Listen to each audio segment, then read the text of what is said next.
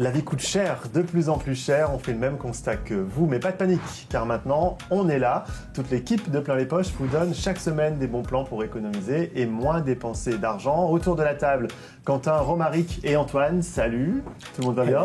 Hello. Très bien, et toi, comment ça va? Moi, ça va très très bien, comme d'hab, dès que je suis avec vous, tout va bien. Mais quel charmeur. Au menu du jour, on parlera des ordinateurs, on décortiquera leur prix avec toi, Romaric, c'est dans un instant. Quant à toi, Quentin, aujourd'hui, tu vas nous parler des micro-paiements. Oui. Et en un mot, c'est quoi un micro-paiement? Micro-paiement, micro-crédit, c'est quand tu payes ton frigidaire en 3 fois parce que tu n'as plus d'argent à la fin du mois. Ok, et j'imagine que tu vas nous dire que c'est pas si bien que ça, finalement. Suspense. Bon, on en parle dans un instant. Et puis chaque semaine, il tente de nous faire investir dans des choses plus ou moins cheloues. Cette semaine, Antoine, tu t'attaques à quoi? Investissement pas si chelou, on va parler de l'or, vous y avez tous pensé, vous allez peut-être le faire, je vais tout expliquer derrière. Ok, ça sera dans une quinzaine de minutes. Et bien entendu, l'arnaque de la semaine dans une dizaine de minutes. Thomas s'est attaqué cette semaine à l'arnaque au colis. Et puis, en fin d'émission, évidemment, on l'attend tous chaque semaine. On parlera de nos copains les milliardaires avec le premier d'entre eux, Jean, qui nous parlera de sport aujourd'hui. Bienvenue dans Plein les Poches. Et chaque jour, nous payons notre café, nos courses ou nos factures en euros. Mais au fond, que vaut vraiment une monnaie? Qui décide de son prix? Et pourquoi peut-il varier d'un jour à l'autre? Avec Jean-Loup Delmas, nous allons plonger au cœur du système monétaire pour comprendre comment se construit la valeur d'une devise. C'est quoi la valeur d'une monnaie? On vous explique avec des bonbons. Ça, c'est la monnaie de mon pays, le fameux croco-euro. Pour savoir sa valeur, je vais la comparer aux monnaies des autres pays et particulièrement à une monnaie de référence, le dollar, représenté ici par cette fraise tablada, vu que la fraise tablada est aussi la référence des bonbons. Une monnaie est dite forte lorsque son prix est similaire ou supérieur au dollar. Par exemple, si un croco-euro vaut 2 $, j'aurai une monnaie très forte. Au contraire, s'il faut 2 croco-euros pour faire 1 $, j'ai une monnaie plutôt faible. Pour avoir une monnaie forte, il faut aussi que les autres nations aient confiance en ma monnaie et en l'économie de mon pays. Par exemple, si je remplace ces croco-euros à l'aspect plutôt rassurant par ce croco bleu à l'aspect un peu étrange et vraiment chimique, je vais obtenir de la méfiance des autres nations qui vont du coup dévaluer ma monnaie. Dans le vrai monde, c'est surtout les comptes publics qui sont scrutés. Et si j'ai des comptes publics vraiment mauvais, on va avoir moins confiance en mon argent. La valeur d'une monnaie dépend aussi de son nombre sur le marché. C'est la simple loi de l'offre et de la demande. Si sur le marché, il y a peu de croco-euros en circulation, ma monnaie sera plus forte que si le marché est inondé de mes croco-euros. Mais du coup, une monnaie forte, cela sert à quoi? Pour cela, il faut s'intéresser aux banques et à nouveau au dollar, la monnaie de référence. Les banques de tous les pays empruntent une partie de leur argent en monnaie étrangère, principalement le dollar, vous l'aurez compris. Du coup, plus ma monnaie est faible face au dollar, plus mon emprunt va me coûter bonbon. Par exemple, il y a 10 ans, un croco-euro valait 1 $. Ma banque centrale a emprunté pour 5 $ et doit donc rembourser 5 croco-euros.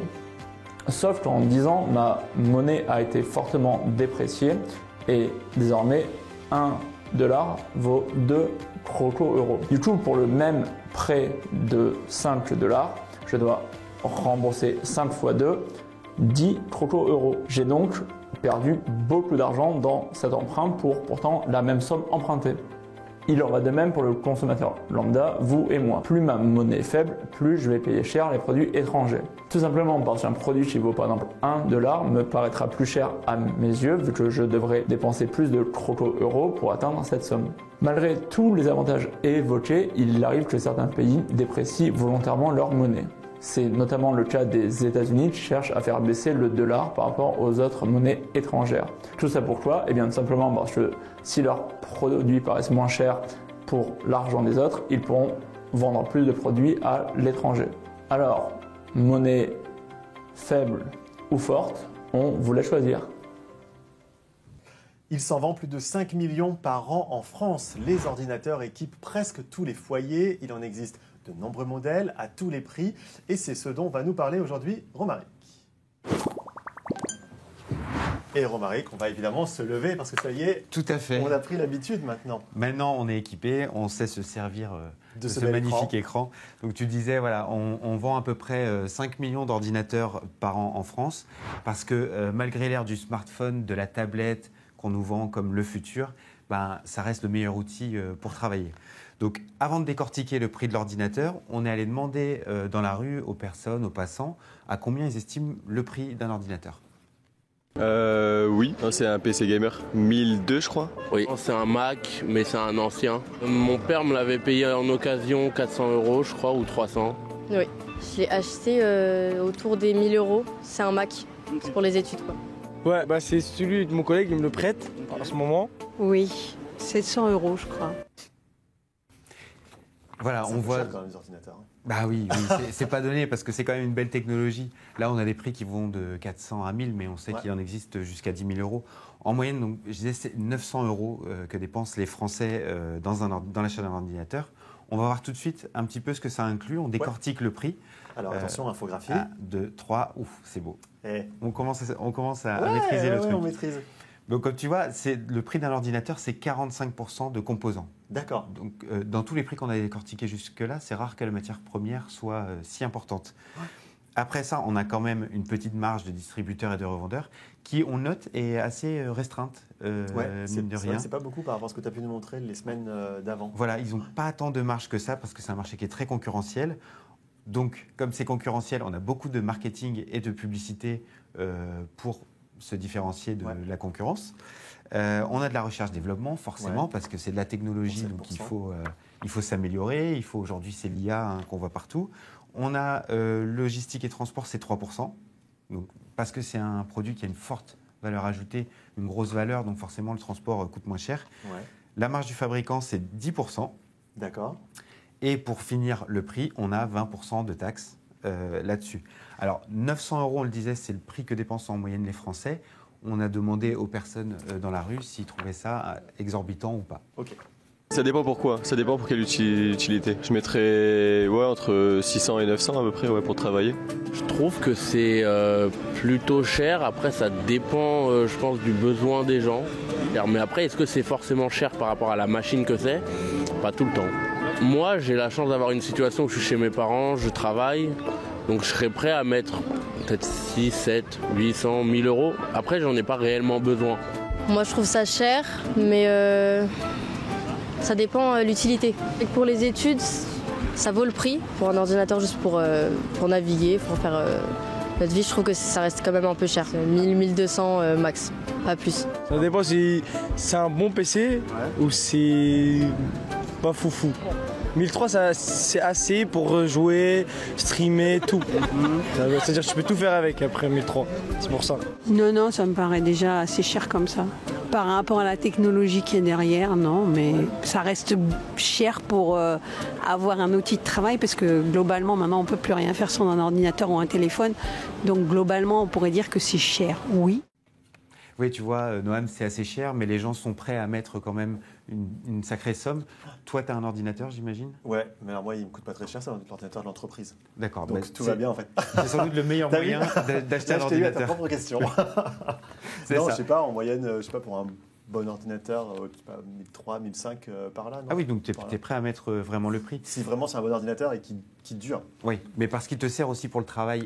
Et c'est sans doute la question qu'il faut se poser en général. On a beaucoup d'usages de manière générale d'informatique et le risque, c'est peut-être parfois de surévaluer ses besoins parce que, on le disait tout à l'heure, dans les composants, c'est 45% du prix de l'ordinateur. Or, il y a certains de ces composants qui peuvent être beaucoup plus ou beaucoup moins chers. On a par exemple une carte graphique. On n'a pas besoin d'une carte graphique si on fait que de la bureautique ou de l'Internet. On a aussi les processeurs qui peuvent être plus ou moins puissants selon ce dont on a besoin. Le meilleur moyen, en fait, dans tout ça, c'est de se renseigner sur ses besoins auprès de professionnels. Ça peut être l'UFC Que Choisir ou certains sites Internet comme Les Numériques ou Frandroid, et afin d'estimer au mieux ses besoins et donc le prix de notre ordinateur. Mais il y a toujours on ne sait jamais. je pourrais en avoir besoin, donc du coup, je Voilà. prends plus cher. Et celui-là, il est déterminé Voilà. par nos finances. Ah ben, au final. exactement. Voilà. Je voudrais quand même qu'on fasse un petit clin d'œil à Christopher qui fait nos infographies, parce qu'on avait un magnifique Tout à fait. ordinateur de première jeunesse. Voilà. Qui était sur cette Je crois que infographie. c'était le tout premier Apple. À mon avis, Ouais, c'était le je tout premier pense Apple. aussi. C'était plutôt pas mal. Donc merci Christopher pour Oui, merci ces à lui. belles infographies. Et merci à toi.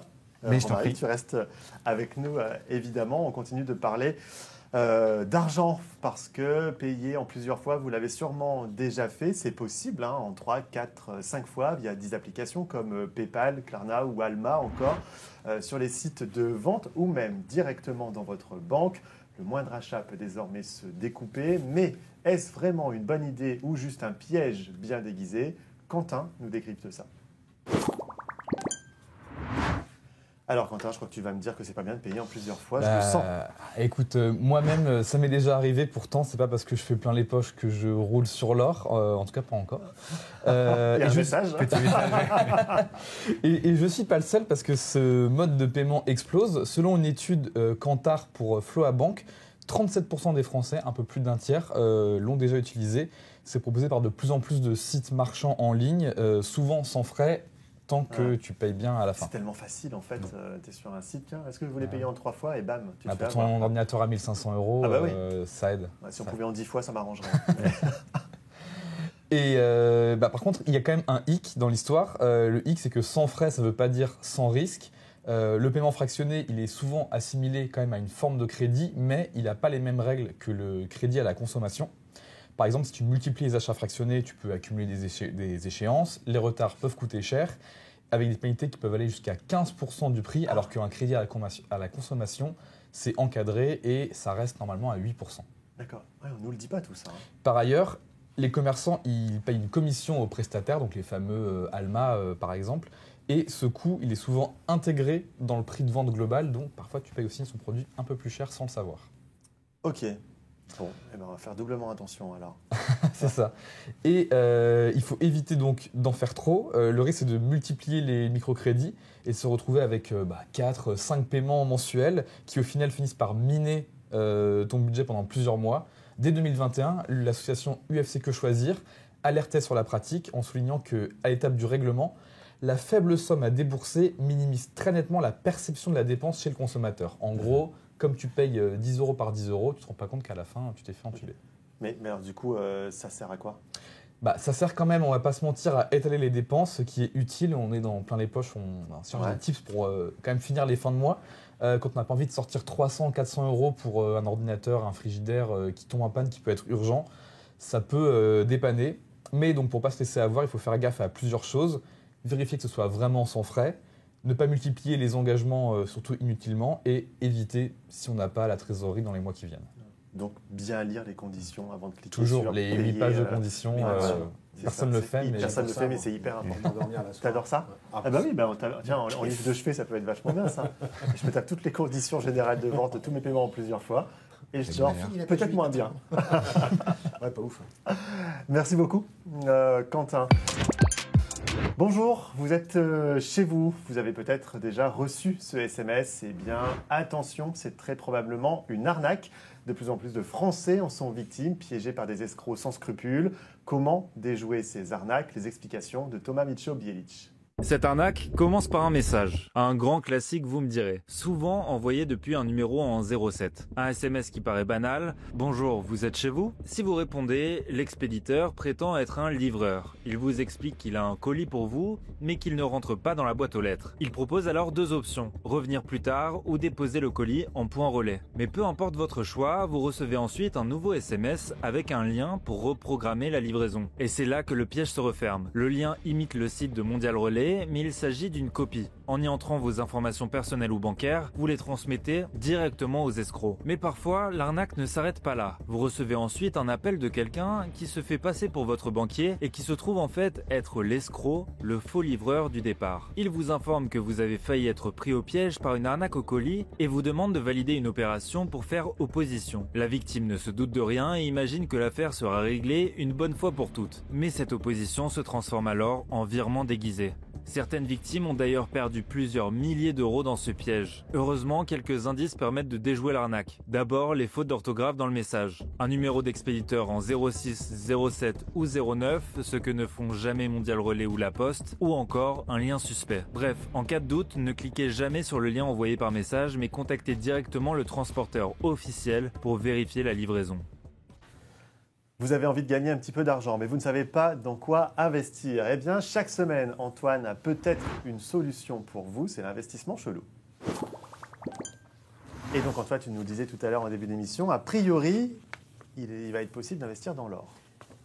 Est-ce que c'est le bon moment? C'est toujours un peu le bon moment.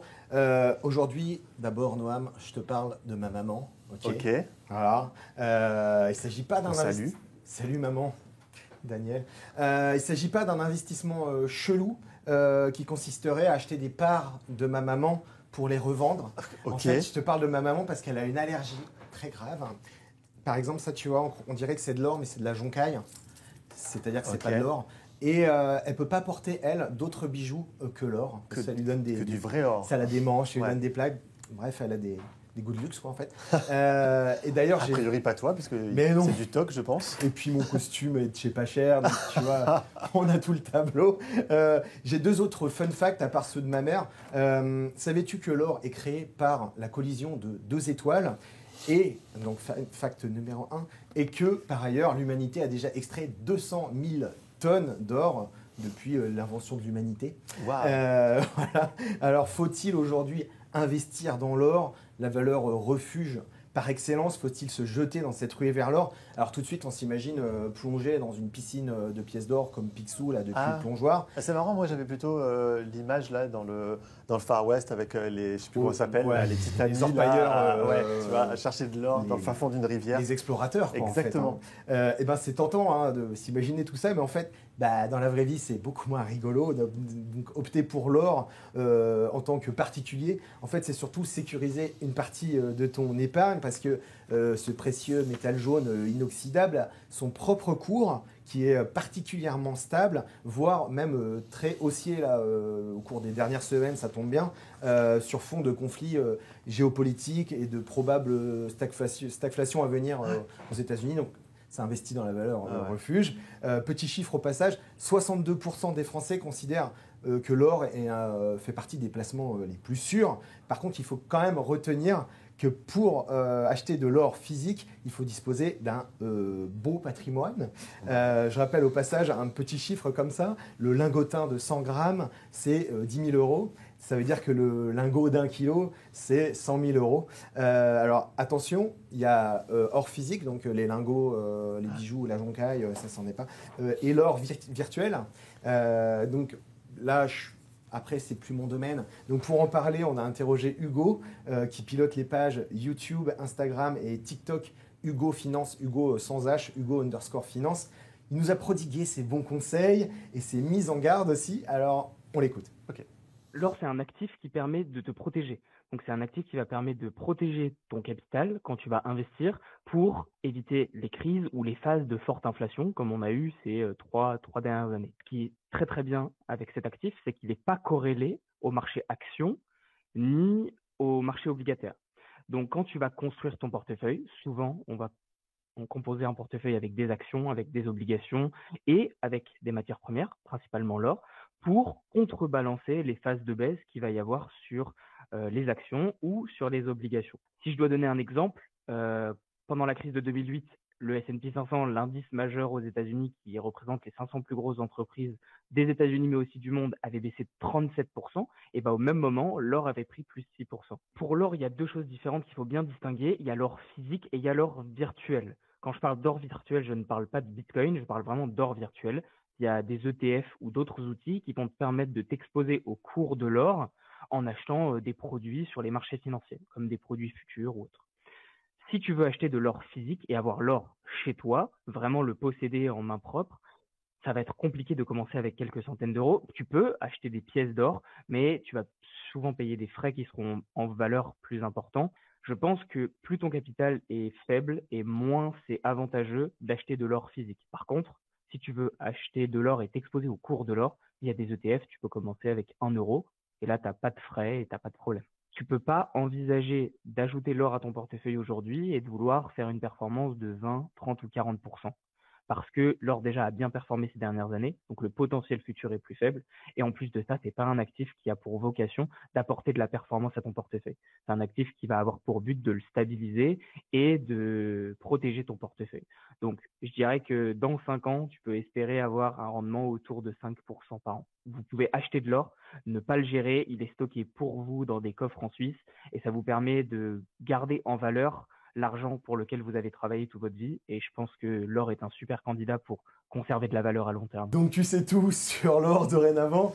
Je sais que Noam, ne t'en cache pas, tu disposes d'un beau patrimoine. Il est là-bas, juste derrière Romaric et Quentin. Voilà. Moi, tout est dans le coffre. Par contre, là, mais il est ouvert, ouais, mais oui, personne ne me le vole. Ouais. Exactement. Donc je t'encourage à investir dans l'or dans les années à venir si tu ne l'as pas déjà fait parce que c'est stable et c'est pas si chelou. Voilà. Eh bien, parfait. Eh bien, merci beaucoup, Antoine. On revient tous la semaine prochaine avec des bijoux en or. Voilà, promis. Ils sont plus de 3000 dans le monde et ils ont des choses à nous raconter. Je parle évidemment des milliardaires. Bouh, non, mais pas content. Alors, messieurs. Alors, pourquoi t'es pas content? Oh là là, je suis vraiment pas content. Le budget, évidemment, on n'arrête pas d'en parler. Ouais. Et la taxe Zuckman. Taxer les riches, mais n'importe quoi. Il y a pas beaucoup de budget a priori là. Non, alors, vraiment, je dis non. Voilà, je dis non à la taxe Zuckman. Contre-manifestation le week-end prochain à l'hippodrome de Longchamp. Il y aura du champagne, il y aura des petits fours. Okay. Venez nombreuses. Voilà. En tout cas, voilà, vous connaissez mon point de vue là-dessus. Elles sont discrètes. Je ne suis pas venu pour vous parler de budget, on va parler de sport. Voilà, c'est ce qui me semblait, c'est ce que j'ai dit au début de l'émission. Tout à fait. Qu'est-ce qui se passe Le sport, c'est vraiment... qu'est-ce qui se porte très bien. Hyper important, et on va donner un coup de chapeau à celles et ceux qui œuvrent dans l'ombre pour aider cet univers merveilleux, les hommes, les femmes et surtout les marques qui aident les petites structures, les petites fédérations qui ont du mal à s'en sortir pour leur acheter des plots, des ballons pour que les enfants puissent jouer et rêver. Et là, j'imagine que tu as une marque en tête, évidemment. Alors tout à fait, il y en a plein, mais alors moi je veux saluer la marque Breitling, la marque de montres de luxe. Elle vient de s'associer avec une petite fédération en difficulté, la NFL, donc la ligue de foot américain. Ça va lui donner un petit peu de notoriété, un peu de lumière. La NFL, elle était à 23 milliards de dollars de chiffre d'affaires l'année dernière. On espère qu'ils vont passer les 25 cette année. Voilà, on croise les doigts pour eux. Ok. Et donc, j'imagine que ce partenariat concerne des montres. Tout à fait. Voilà. NFL, montres, excellent. Bravo, Noam. Je sais. J'ai pas qu'un physique, hein. Non, mais on a des montres Breitling qui sont brandées avec les 32 équipes de la NFL. Alors, si vous voulez participer à cette œuvre caritative, ou vous qui êtes chez vous, c'est $6 000, voilà, petit ticket d'entrée, et ça va vous donner le droit à une montre avec un fond coloré. Voilà, c'est vraiment, c'est super. Mais des belles couleurs Alors, c'est des très belles couleurs. On va prendre un exemple avec les San Francisco 49ers, donc une des équipes les plus célèbres de la ligue. Vous aurez une belle montre Breitling avec un fond rouge, voilà, uni, c'est super. Et alors, si jamais vous voulez vraiment montrer que vous avez acheté la montre des Niners à vos copains fans, en fait, c'est gravé derrière, donc vous pouvez l'enlever pour leur montrer, sauf qu'elle coûte $6 000, donc vous n'allez pas l'enlever, sinon vous allez vous la faire voler. 6 000 pour une Breitling, en fait... Alors, c'est pas énorme, effectivement, mais c'est vrai que le fait qu'il y ait la couleur, moi je trouve que c'est vraiment un gros plus. C'est vraiment super. Et les joueurs dans tout ça? Alors, les joueurs, ils sont super contents parce que déjà, ça permet de briller sur le terrain. C'est très, très utile, juste avant de jouer, de pouvoir savoir quelle heure il est, avant de se faire massacrer. Et puis, finalement, en fait, vous savez à peu près l'heure exacte de votre mort. Oui, c'est-à-dire, exactement, il est 17h32, je vais mourir à 17h32 et 4 secondes. Et c'est quand même super pratique. Donc, pour résumer, on va dire vive Breitling, vive la NFL et vive le sport, évidemment. Et non à la taxation des riches. Quelle honte. Merci beaucoup, Jean, pour cette explication. C'est la fin de cette émission. Vous pouvez retrouver l'intégralité de nos contenus sur 20minutes.fr et évidemment toutes ces merveilleuses chroniques qu'on a encore eues aujourd'hui. Vous pouvez également nous retrouver sur les réseaux sociaux. N'hésitez pas à nous suivre, à commenter, à liker et à partager. Pourquoi ? Eh bien parce que 20 minutes, c'est votre compagnon du quotidien et on est là chaque jour, chaque heure, chaque minute presque, j'ai envie de dire, pour vous. On se retrouve la semaine prochaine à la même heure et d'ici là, portez-vous bien.